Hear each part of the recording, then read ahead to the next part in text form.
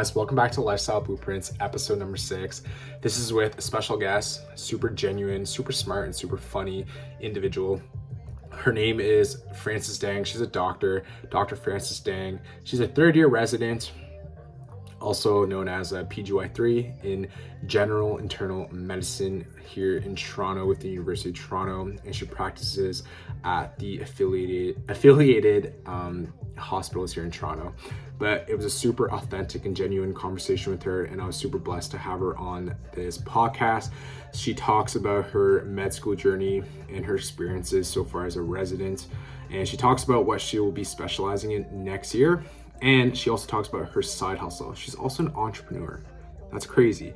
But I hope you guys sit back and enjoy this conversation, because I truly did. And hope you guys take care. So welcome back to Lifestyle Blueprints, episode number 5 with a great guest. Her name is Frances Dang, but I'll let her introduce herself. So yeah, let's get started. So Frances, can you just tell the listeners and the viewers like who you are? So my name is Frances. I guess how I met Jordan is at the hospital here at Mount Sinai. I'm a PGY3 in internal medicine, just finishing up my internal medicine residency, and I'll be in Toronto afterwards for the next 2 years doing gastroenterology. So excited to be staying in the city for another 2 years of my training. That's awesome. So I know you're going through like the process of doing interviews for matching after. So you got GI? Yeah. Oh, yeah, that's awesome. That's awesome. I think I was, when we met, we were like in the process of going through interviews and stuff like that. So probably stressed around that time. Yeah, that's amazing though. So you're actually a great participant in the like our study. So that was great. But I'm glad to hear that. So congratulations. Thanks. And so for a lot of you who don't know, like I love medicine, so it's like I'm super excited to have Frances on and like to hear her story and her backstory, and I hope you guys are as well. So let's just kind of like rewind and go back to like your younger years. Not saying you're not young now, but how did you kind of like want to like what made you want to go into medicine, and like what inspired you? Did you have any internal or external factors? I think it was a culmination of a lot of things. Growing up, I think I'm Vietnamese Canadian, so there's always, I guess, that unwritten or unsaid, like sort of pressure from family to want to do something with your life, blah, blah, blah, blah, all that stuff that I'm sure maybe some of your listeners can be, are used to or can relate to.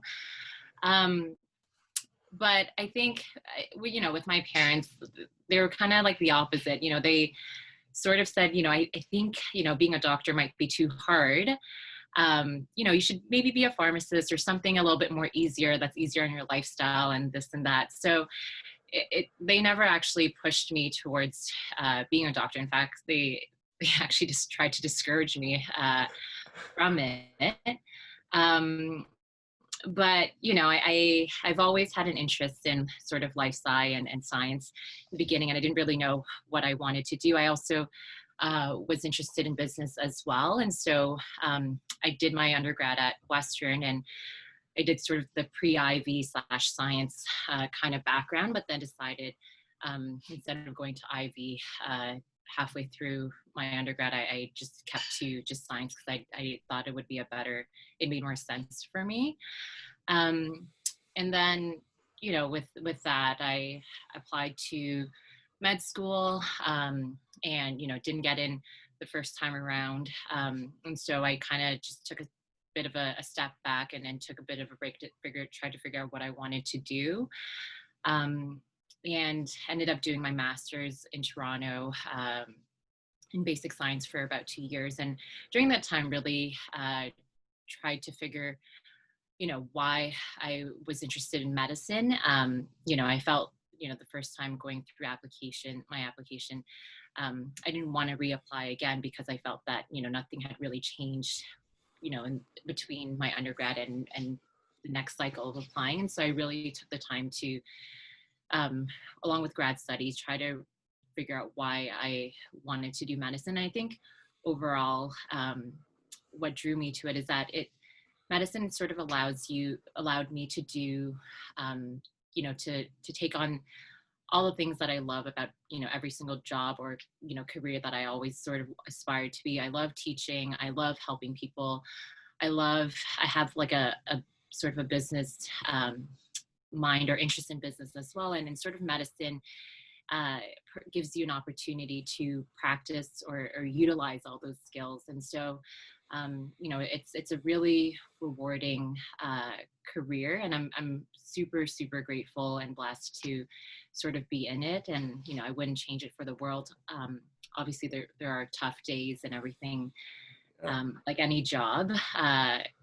But, I think I love it, and so I really wouldn't change it for anything. And I always acknowledge and realize how fortunate and blessed I am to be able to have an opportunity to practice. I know it's super competitive, or can be, and having gone through the process itself and having to also be on the other side for the selection process, it kind of, it grounded me a little, going through people's applications and seeing, how many excellent candidates there are. And so at the end of the day, sometimes, that isn't to take for granted, like my skills or whatnot, but it kind of adds an element of luck to the selection process sometimes, right?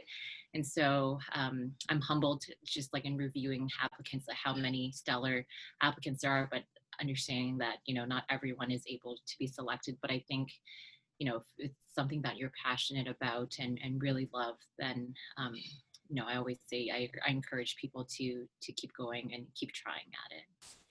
Yeah, for sure. And I think the unique thing too about yourself is that the backstory on your parents, how they didn't push you to be a doctor, because that's such a cultural thing with all Asian parents. Yeah. And I feel like a lot of listeners who do listen to this, they like understand like how like that is a thing where they're like, you have to be a doctor, or you have to be like a lawyer, or you have to be like a dentist or a pharmacist. But that's awesome that your parents didn't push you, but like discourage you, because it was such added pressure.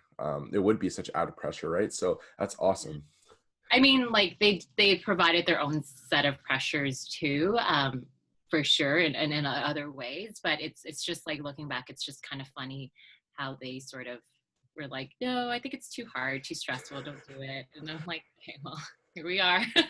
Yeah, that's awesome. So I don't know. So I guess like with my study, there are a lot of like residents who go through, but I was just like, intrigued by you because you're also Vietnamese and same last name as me.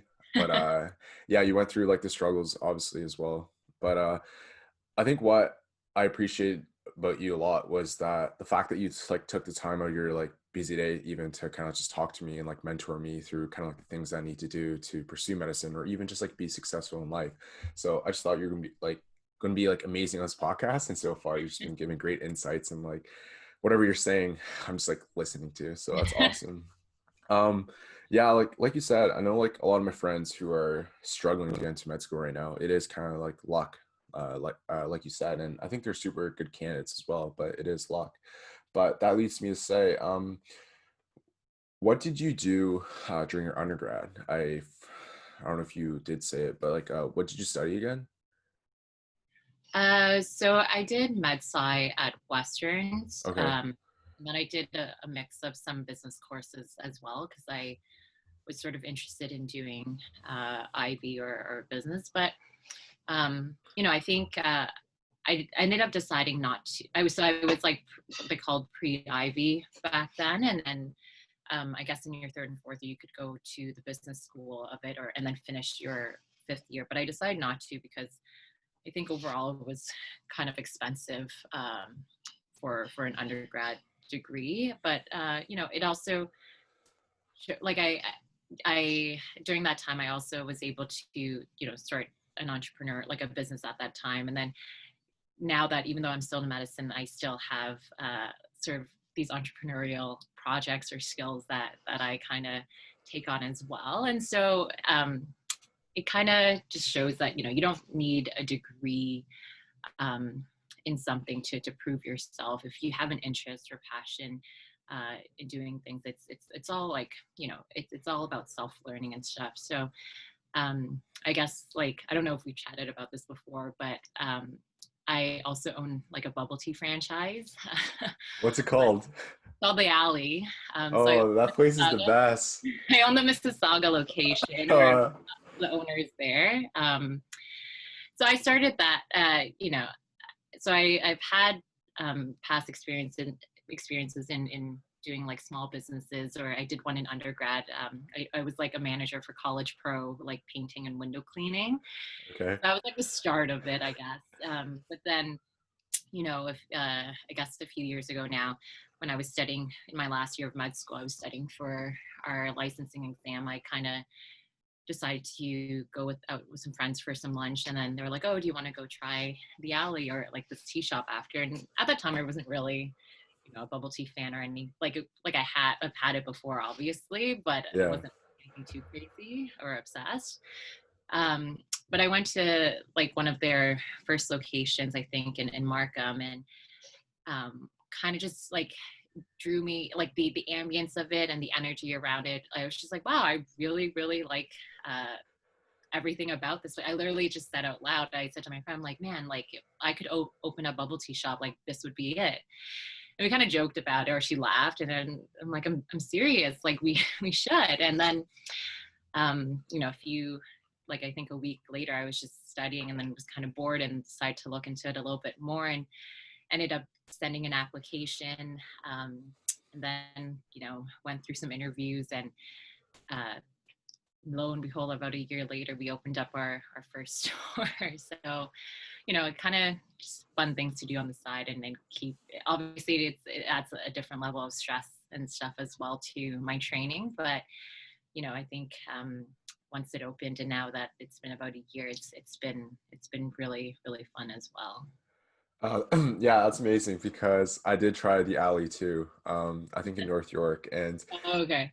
yeah, so I actually loved it. And yo, shout out to the Alley and shout out to Frances and her store. So go check it out in Mississauga. But yeah, it's like really good. And I know what you mean though, like the ambience and like the whole environment too. Like I loved it. So yeah, go check it out, and I'll be sure to check it out as well because I live on like the border between like Etobicoke and Toronto. But that's amazing. It's okay. But I was just saying, go check it out, everyone.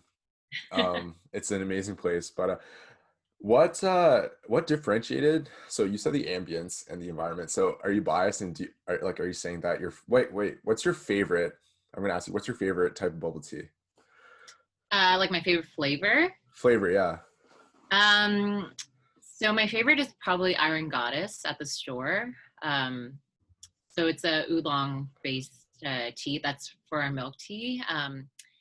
And usually like my go-to is I do the passion fruit green tea with Nice, chili and stuff like that. So yeah. nice. I think my favorite is just like the normal like brown sugar milk tea with the tapioca. All right, so you did some medical science and you did some IB business things at Western, which is amazing, which led you to entrepreneurial opportunities, which you're doing right now. So with your master's, did you find that it kind of helped boost you into getting into med school? Tell me about your experience of your master's. Yeah. So my master's was in cell biology at Sick Kids. It was on like looking at genetics, basic science project in genetics in Crohn's disease. And I think grad school in its way, it really teaches you about independent learning and independent thinking, because it gives you a project that, you know, you have 2 years to hopefully complete and bring to fruition. But you know, I think grad school is a different beast on its own, because you know, you have to really motivate yourself to do these projects, to troubleshoot when things don't go right. And you know, half the time the projects or the experiments that I'm doing, they don't turn out right, or they mess up. And so you have to really motivate yourself to go through with things. And it's really important to have a good mentor and supervisor as well, to help you navigate through your project, and also to just kind of inspire you, and then sort of motivate you. And so my thesis supervisor, she's a pediatric gastroenterologist, and she's fantastic. She, really gave me sort of insight into what kind of clinician I want to be, or just what my career would sort of look like. She's, she's a clinician scientist, but also just a nice human being and super smart, and just very, very influential. And so I think perhaps you can also relate with your supervisor as well. Just very uh, nice people to work with, and so these are the type of people that you kind of want to aspire to be or emulate. And so that really helped in sort of shaping why I want to do medicine, and what I strive to sort of be like. And I think they're also the people to help connect you, even if they can't help you like themselves directly. They can connect you to people who can.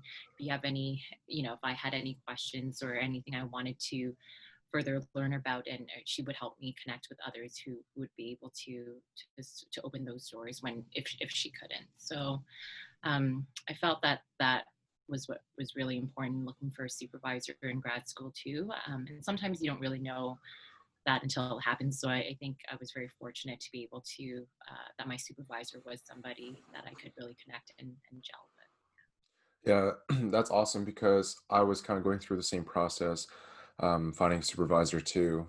But you don't know until, like you said, like being in the environment and talking to them, like Yeah. for the master's. So I won't figure out until, I guess, next year when I do go do my master's, hopefully.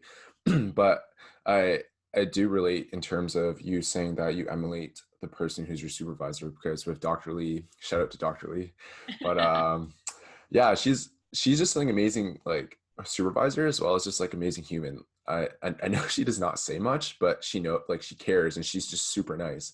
And that's Yeah. the thing with doctors too, and like yourself, that they're not stuck up, and they're just like humble and just are willing to help people, and just like with mentorship as well. So to all of you listeners, like find someone to be your mentor, I guess, and like in the early stages as a young teenager or in university as well, because it helps with your success in the long run. So yeah.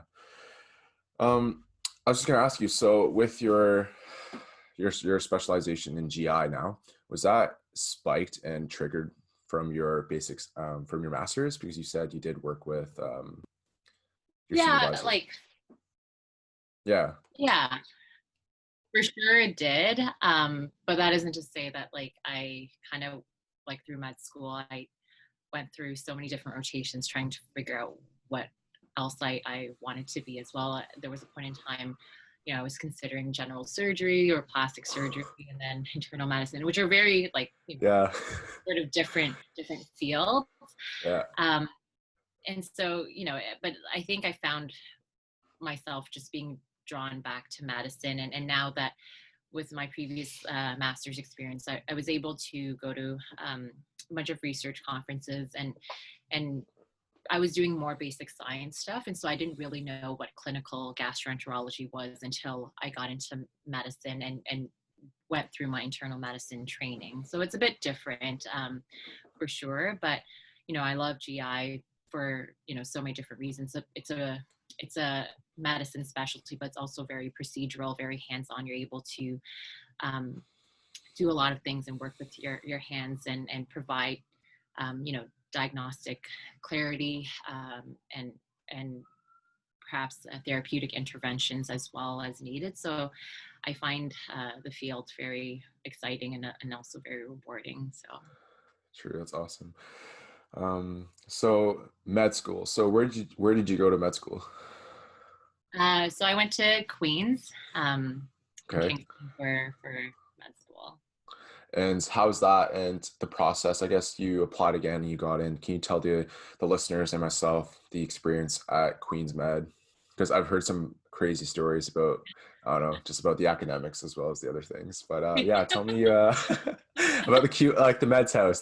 But yeah, just tell me about the yeah, yeah, because I have friends who are at Queens Med who talk to me about Med's house, which is funny. But yeah, maybe just stick to the education side. How was that? Um, yeah, so I mean, Queens was a very good time. We're a class of about 100 students. And it's one of the smaller med schools, across Canada. But I really, really enjoyed it because, you know everyone very well, and all your preceptors and your teachers. Because there's only 2 hospitals that you're working out of, and so you really get to know people very well. And it's a very close knit and a very just warm and friendly atmosphere. Um, the curriculum itself, I think, my training there was, I had a really, really good time. I think their clerkship, really set me up for success. When I went on to, hospital or clinical rotations, I felt pretty confident in my clinical skills and what I could, provide as a medical student on the wards. Um, and so I think overall, it's really fun. I think our year or our class, we're a very fun and social group as well, but very successful, very smart, kind people. And so I really, really love that about Queens in general. I mean, it's hard to say because didn't go to any other med school, but we do have a Meds house. I was part of Meds house for a few years, and it's always nice to run into other alumni or and whatnot. Even in Toronto, I run across a lot of anyone who's from Queens or even from Meds house from years above or below. Just something that we can sort of talk about and connect with as well. So yeah. That's amazing. Yeah, Med's house. So was Med's house kind of like the break house? Like like how did that work? I was always curious. Like who lives at Yeah, Med's so house? the Mets house is it's an old Victorian house on King Street, and it was just you would have to. It sort of is like a social house, like a way for a bunch of us to hang out. There's like organized formals and stuff like that we have throughout the year. And social gatherings and stuff when it was safe to do so. Yeah. And we'd have social lunches as well. Like every Wednesday we have a chef there, like Jack the Happy Chef, would always make us a meal. And so it was like every Wednesday it would be a way for us to, step out for about an hour and kind of sit with all different years, like from years 1 to year 4, just to chat and catch up, mingle, play foosball after, and grab a bite to eat. And so it was a very social thing. It was very nice. And yeah, we have like, there's a certain events and certain culture to it as well. And so it was just something that we all enjoyed, and a lot of good memories from there. That's Mensa. awesome. Yeah. That's awesome because I would get like text messages or snaps of like the Med's house and these sponsored events. And I won't go into too many details. no, we're not. But I would just be like, whoa, that is crazy. But that's awesome though. Yeah. So I like how you talked about how Queens was kind of like close knit, and it is true because I went to Queens for my undergrad, and I found that everything was so close too, and everything's like walking distance. So you didn't even have to have the car, but the people there were super awesome. So I do want to ask you about med school in terms of like the competitiveness. So obviously it's super competitive to get in, but when you're in med school with these these students and your friends, are they as competitive during the program, like how life sci is at Queens or health sci at McMaster's? Like how it's like tell me that Oh, vibe. no, absolutely not. I mean, like, yeah, once we got into med school, everything was sort of like pass fail. So I don't really like. I mean, there's always intrinsic because I guess like we're sort of all inherently type A, we all want to do well. So there are Yeah. marks to things, but overall, I think on our transcript, it's like pass or fail. And so, we're really Hmm. trying to, I mean, I'm sure, the highest grades and stuff will get, the awards or scholarships and things like that. But I think for the most part, none of us we're all just in it together, try to get through and learn things, take care of patients, and just have a good time while doing it. I think, yeah, honestly, like that, once getting in that pressure of, um, you know, that you might feel in undergrad or whatnot, it is really lifted off your shoulders. And I think even when I was in undergrad, I never really felt that pressure, but for sure in med school, like it was very relaxing, and you're just here to learn and just be friends with your classmates. That's awesome. So, can you tell me how many hours did you study for the MCAT? Because a lot of people say 400 hours or so, 4 months, like in terms of getting in and the admissions test. Yeah, so I mean, I wrote the MCAT, like they've changed it since when I wrote it. So probably, like, I mean, realistically, you're dedicating a summer to it at least. And so uh, I like every person is sort of different, right? There's no number to it. I think what's important is like it's not about the amount of hours you put in, it's the quality of hours that you put in. And you know, the MCAT itself is a test of test taking. You have to get good at the type of test taking it is. It's not just knowledge too. And so, you know, I've had some people where they uh, read through. So I've taken the MCAT twice before I got into med school. So I took it for 2 summers because I didn't get in after my first summer of undergrad or after undergrad. And I would say that first time when I went through it, I had spent a lot of time, just reading the textbooks and stuff that they've given you and not doing as many tests, for example. And so I probably put in, 300 or 400 hours, but I felt like my score was pretty crappy. And the following summer I was working, but I was doing so many more tests and just getting into the rhythm of the test itself and learning how to take the test that my score was much higher, but I was, didn't have to put in as much time, but just studied in a different way. And so I think, every person learns differently, but I think learning how to take the test is just as important. It's not just about the knowledge of it's about understanding what they're asking you from the exam as well. That's just as important. And so the second time around, you said you practiced tests. Were these tests old previous tests, or like did you just continue to practice like recycled tests from like Kaplan or whatever? Or Yeah, I think yeah, I can't remember whether it was Kaplan or yeah, I basically or Princeton Review. I think I did Princeton Review, but I just did as many tests and as many questions as I can versus instead of going through the amount of like the thousands of pages of textbook that they give you. So I would do the test and then I would go through the specific questions and see what I got wrong and then kind of go from there and then work on my timing and then there you would find that there are patterns to why they ask specific questions. And so understanding that or so that you can identify and recognize what they're trying to ask you, I think really helped with the second time that I went through with the test.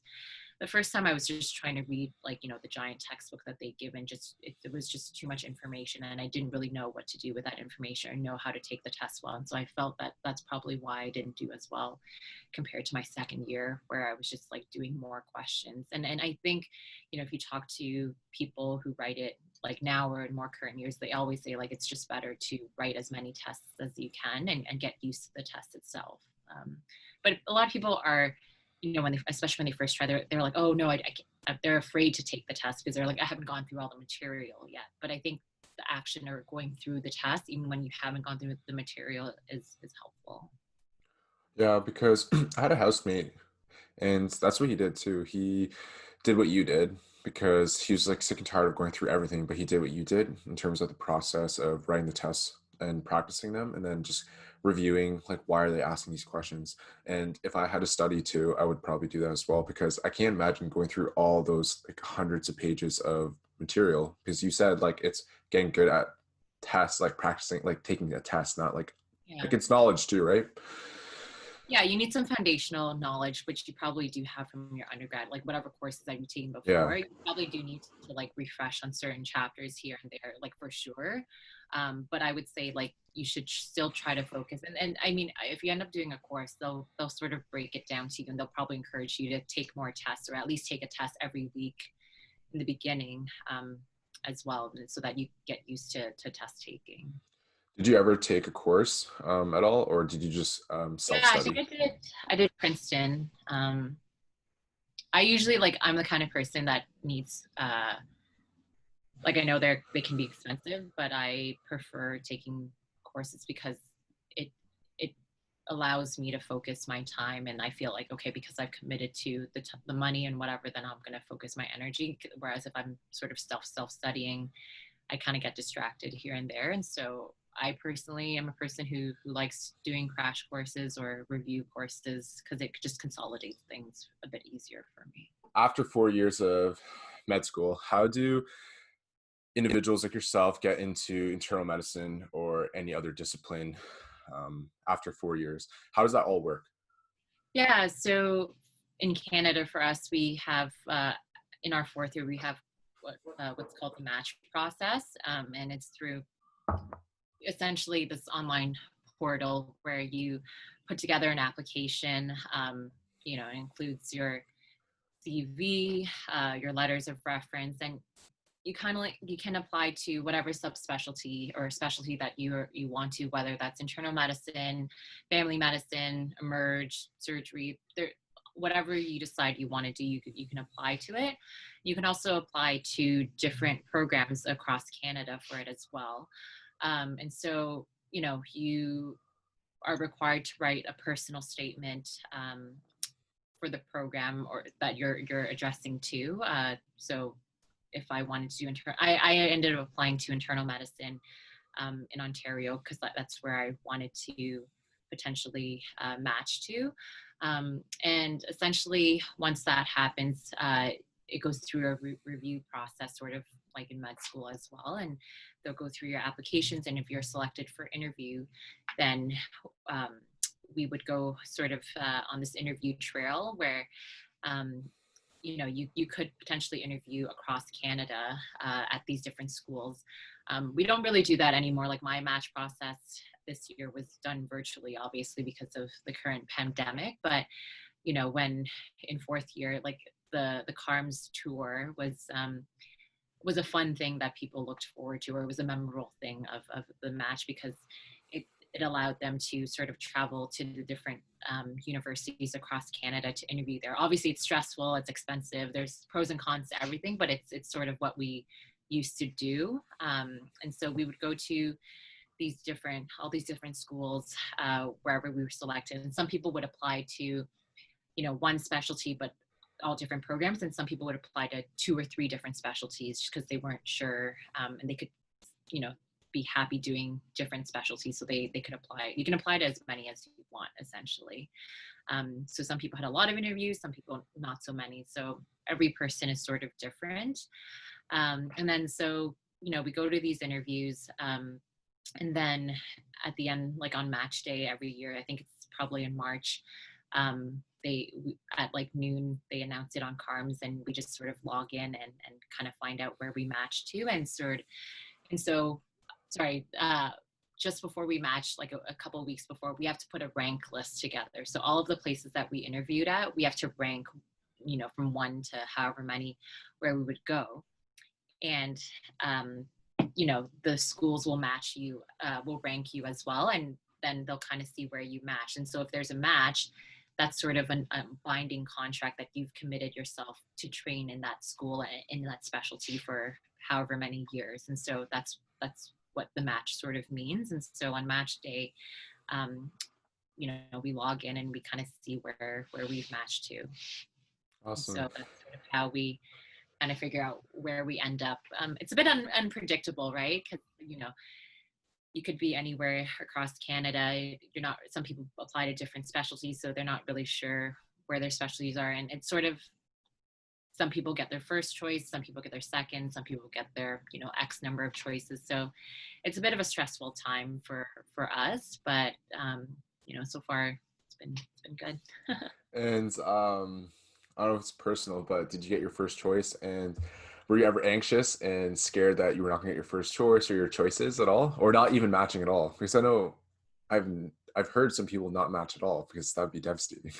Yeah, and no, it is definitely like a thing. Like every year, there are, a few individuals who don't match. And again, that isn't to say that they are any less or anything. Like, sometimes a lot of things, there are so many factors that go into to the match itself. And so if something goes awry, or they didn't choose or rank properly, they can go unmatched. And then I know, I have some great people who didn't match the first time around, but usually there's a second round that people can enter into for the unmatched spots around Canada.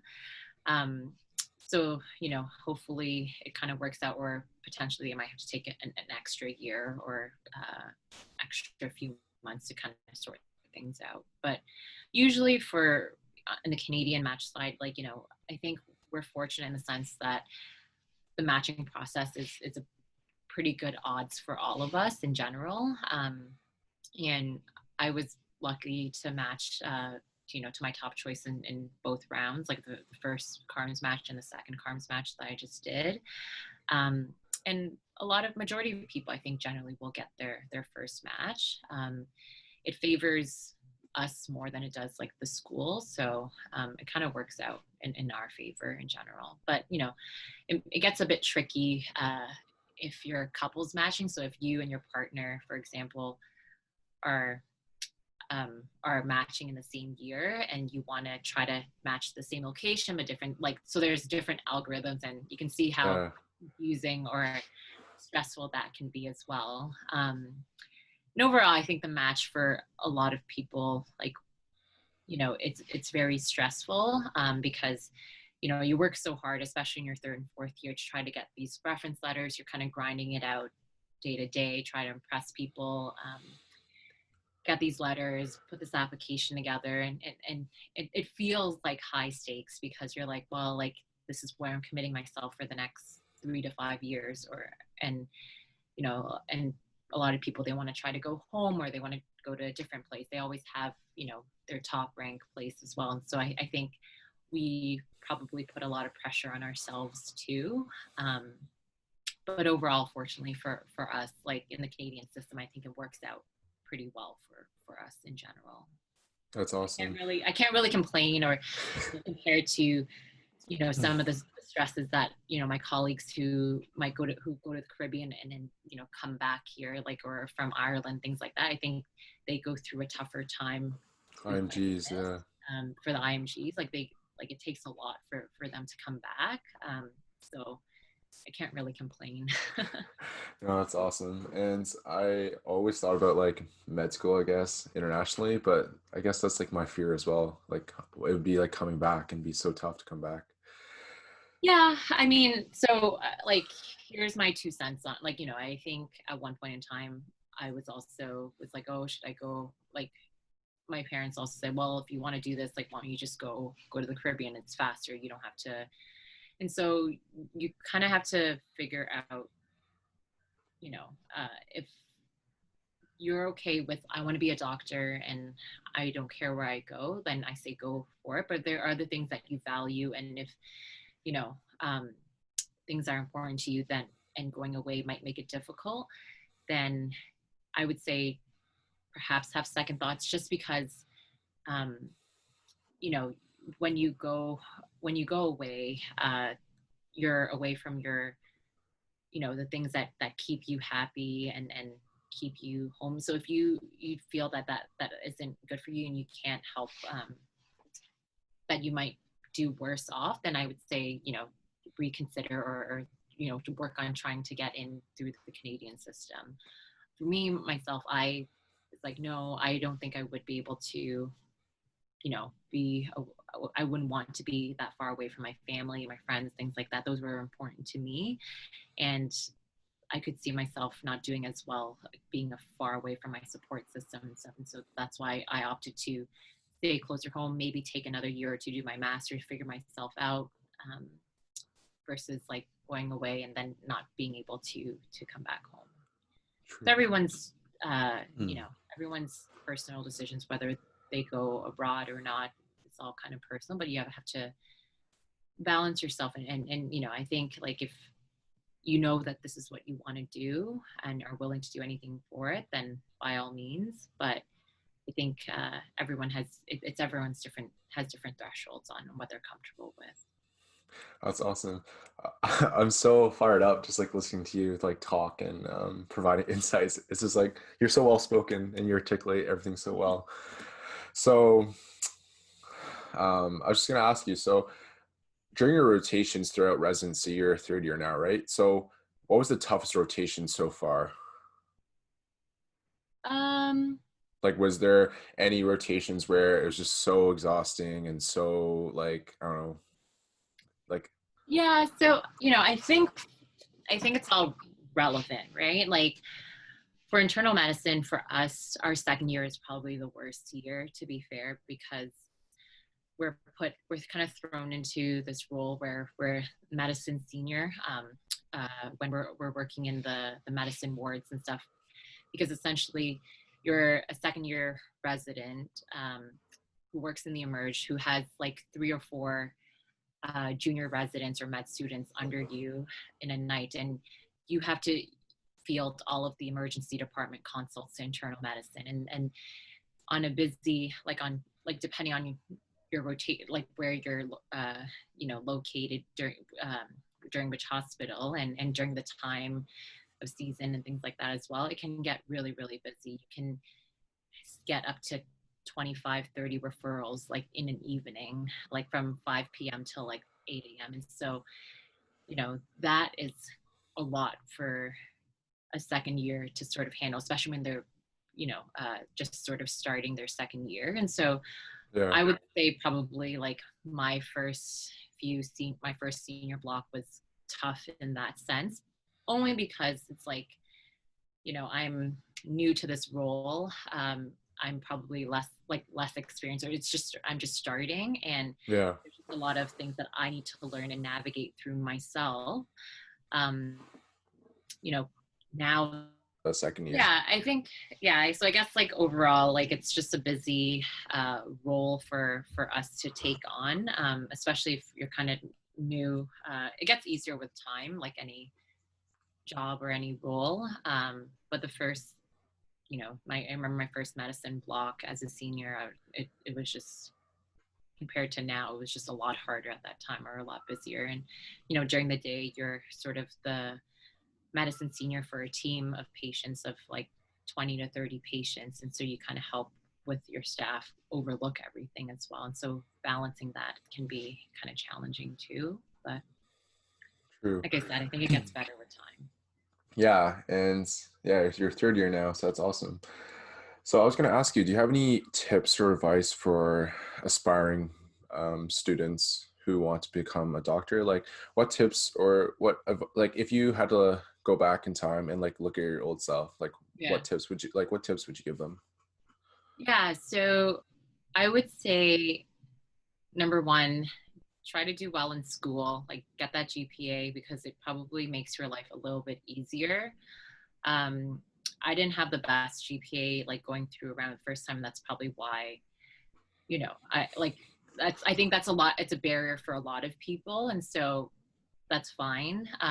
Having like, if it's kind of too late to repeat, your years or increase your GPA, then I would say consider doing other things to, make you more a well-rounded candidate, because different schools will have different things that they prioritize and look for. And so it's kind of hard to know what every school is looking for, but um, all I can say is, you should do things that you enjoy, and also do things and to try and figure out whether medicine is really for you. Because I can see, or like, you know, in undergrad, if you asked a class of like of your biology class or whatever, like every other person beside you would probably raise their hand and say that, oh, I want to go to med school.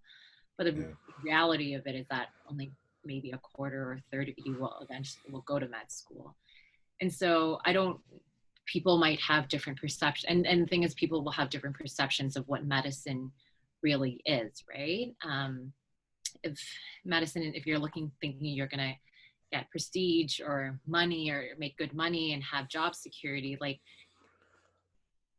you know, if you ask any of my other colleagues, like, you know, that probably isn't really the reason why, definitely why they didn't. Like, I could name many more better jobs um, that you would make more money, probably work much less, have a better quality of life uh, doing. And you know, like I think people forget how much time we put into getting to med school, going through med school, and we give up a lot of, you know, of our time away from our family, our friends, and also our youth too, like in our 20s and 30s, um, to practice and do medicine. And so I think if, you know, you think like, oh, it's a great career because you're going to make good money out of it, like I would probably argue, and we could do the math of the economics behind it, that it probably could probably find some better jobs for that. So I think it's important to really understand why you want to do medicine, you know, outside of just, oh, I want to help people, I want to do this and that. And so I took time to, like during grad school, I went and volunteered and worked in clinics. Worked in the hospital just to have a feel or sense of does this excite me? Does this make me happy? And just really trying to answer that question,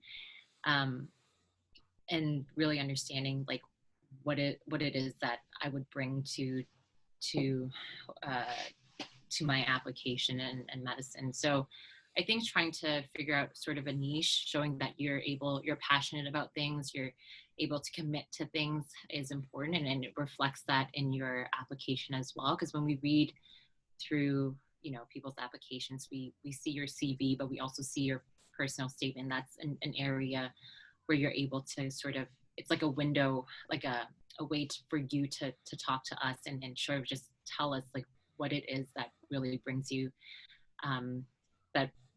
that drives you to want to do medicine. And so having those stories, or having a really good sense of yourself and what you want to do, I think really helps your application as a whole. And then, you know, that's why I say getting the GPA, doing well in the MCAT, those are also just check boxes and stuff too. So if that's all fine and dandy, then, you know, working on your application, your statements and your reference letters is also important. Because the people that you choose to write your reference letters, you know, you should be confident that they will write you glowing letters, because not just a letter, like I would encourage you be selective in who you ask for your reference letters too, because that's super important. And it's something that you can't control, obviously, but having a sense or having that relationship with whoever your mentor is can also really help too. True. That's awesome advice for sure. I think I learned lots from that, from you speaking. So I was going to ask you about COVID-19 and how it has affected your practice. Has it affected your practice in any way? Or yeah, just tell me about that. Yeah.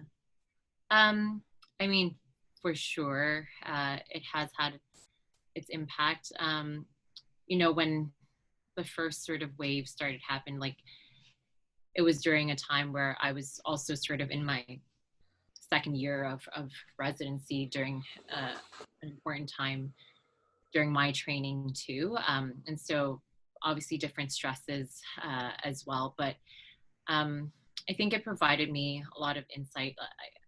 You know, I think it gave me a sense of purpose with going to work and stuff like that, because people who came in through the hospitals, they were pretty sick, and the interactions you had with them as well as their family were pretty crucial too.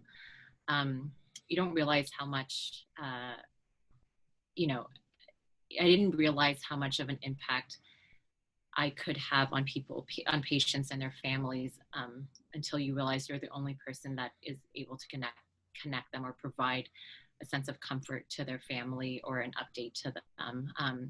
And as, you know, tiring sometimes as that can be, I found that taking time to provide the updates to family, or just being able to like let the patients know and speak to their family, really goes a long way. And it's very isolating, like during the waves of the pandemic, no visitation policies, you know, things being canceled, people being afraid to come into the hospitals because they were scared of getting COVID-19. And so it's kind of crazy because, you know, I would see really, really sick patients that come into Emerge. Some would die too because they were too afraid to go see a doctor or seek medical attention until it was too late. And so some of those cases, you know, stick pretty vividly in my mind. And this is all because of, you know, this pandemic and how it's sort of turned out. And so, yeah, it's a lot to, I think I'll reflect a little bit more on it, maybe in a year or two and see and realize how, you know, how crazy of a time it was. But I think over the last year, you know, in a way we've been, for me, like work hasn't really changed too much. My day-to-day life hasn't really changed too much. You know, I can't travel and have fun, but I'm fortunate in the sense that, you know, my routine with work and things like that hasn't really changed. So I'm also grateful for that as well. That's I don't awesome. think I'd be very good at home working. Yeah. I know when I was working from home, I did not like it at all. So I'm happy I'm back. Yeah. What are like your work hours, or does that kind of vary based on your rotation as a resident? Like, is it true that residents work like 60, 70, 80 hours? Or is that like different? Yeah. Nope. Yeah, that's pretty true. It does depend. Some rotations are more heavy than others, but you know, when I'm on CT or as medicine senior, there's some weeks that I'll work over 100 hours for sure, because you work your 24-hour call, 24 to 28-hour call shifts, and if you have 2 or 3 of those in a week, then you're at about 75, 80 hours plus Yeah. you days as well, when you're not post call. So, you know, there are weeks where you work 100 hours. So I would say my average is, you know, 60, like on the low side would be 50 to 60 hours. And then on the high would be about 100 plus hours.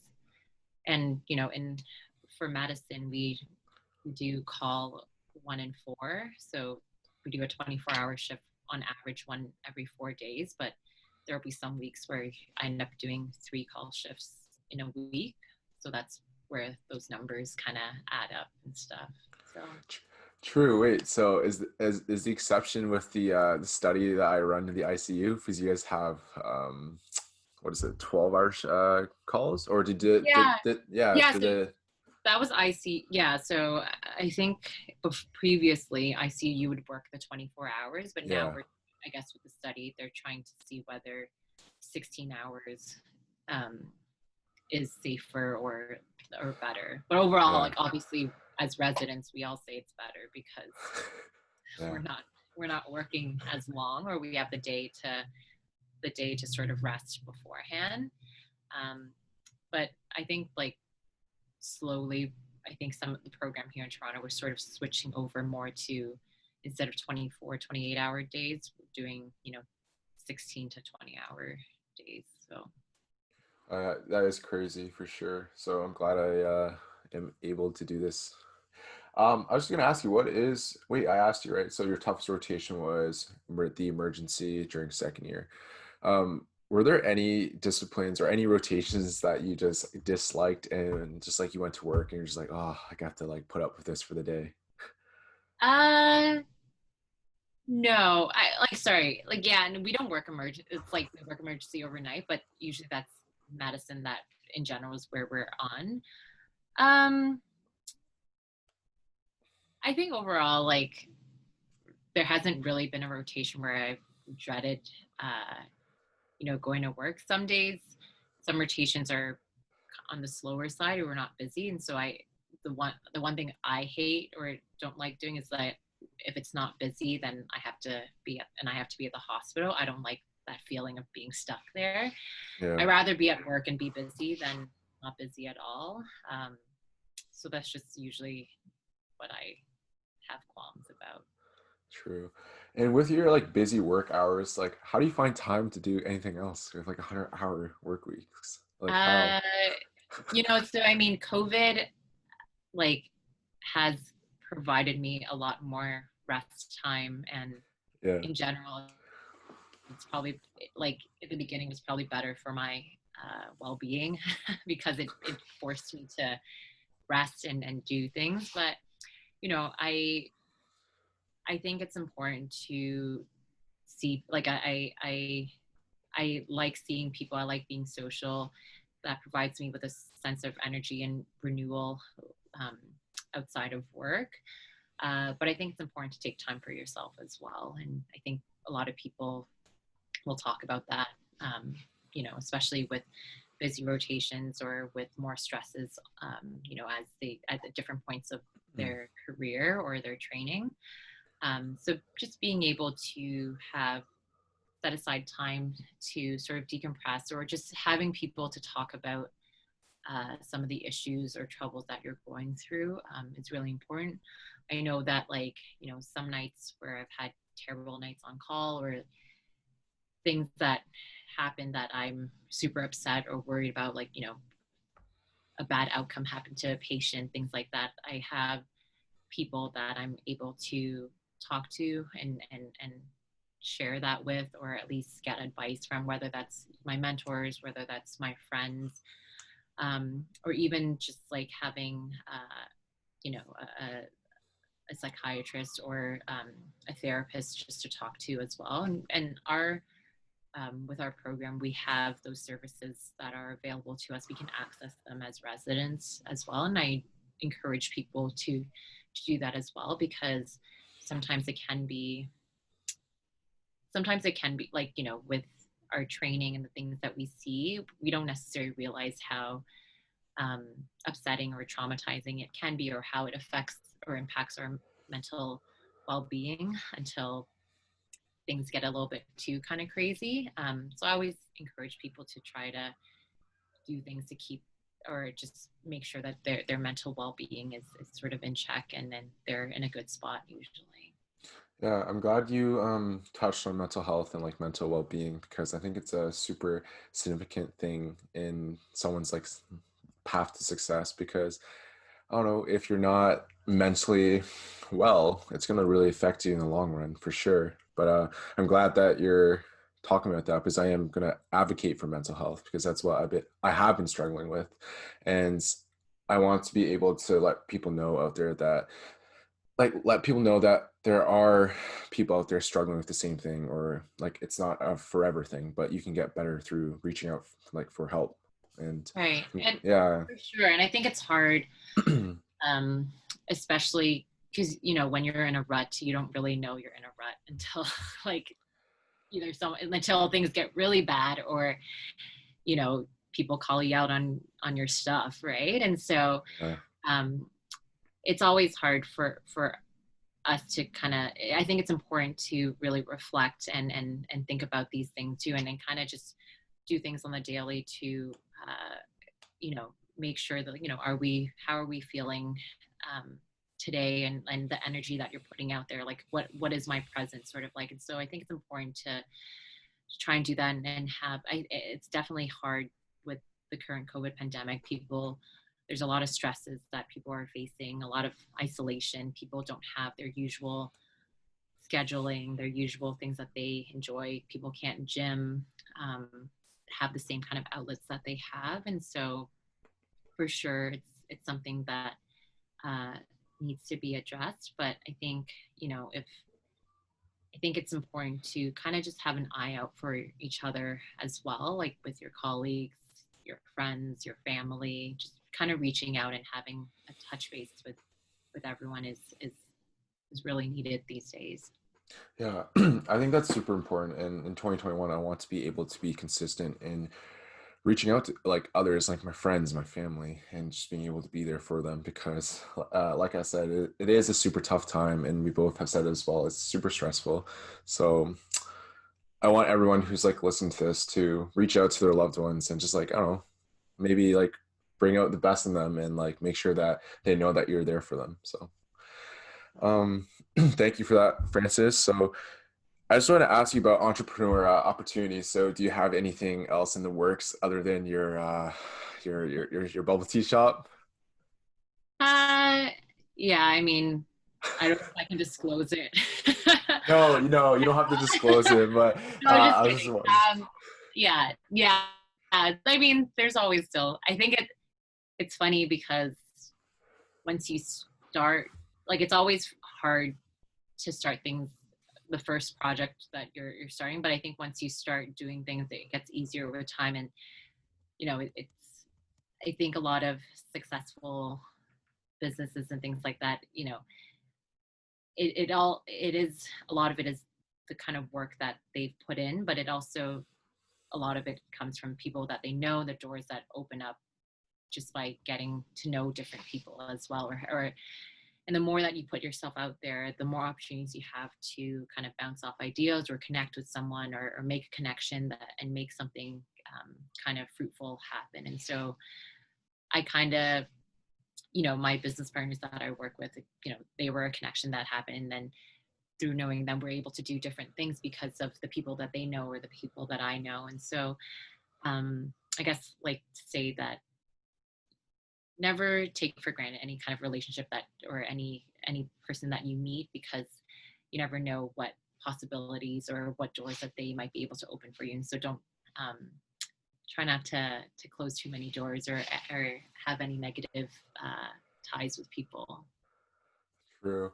And with the pandemic, how has it affected your business? Because is it open right now or is it not open? How is it working and Yeah. how are you So navigating through it?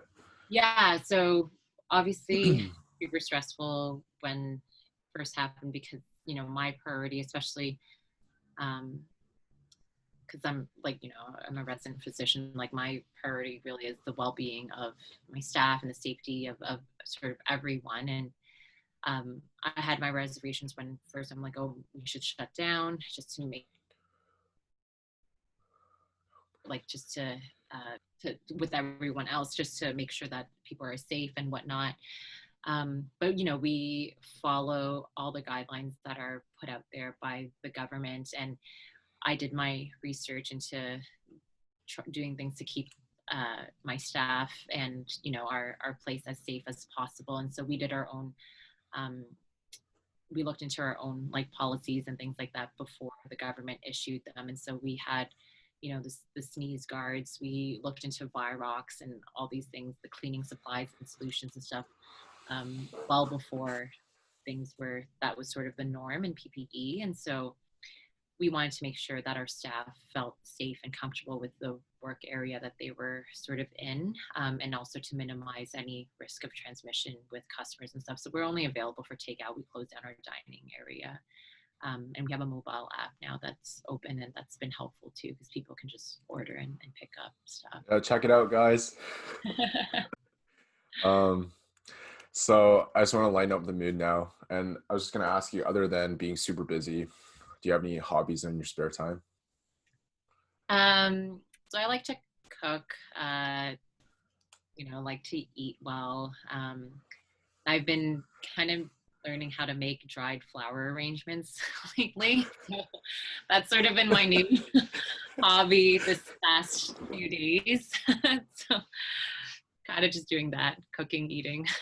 True. And actually, to lead on from that, you're Vietnamese like me as well. So what's your favorite dish? Your traditional dish? Oh, well, oh yeah. So we know how to, me and my partner, we know how to make pho now. And it's, like, pretty legit. I would say it's better than restaurant style, but we've been able to hacks it and make it in a slow, like, what are those, pressure cookers? And Pressure so cookers? Okay. like the recipe only takes like, 4 hours, a couple hours to cook, but it's like very legit. Does it have tripe, flank steak, and Yeah. oxtail? Oh wow, that's awesome. It's just like my parents too, my mom actually. But Yeah, but yeah, doesn't take like 20 hours of stewing over the yeah, pot. it's so true because that's what my mom does.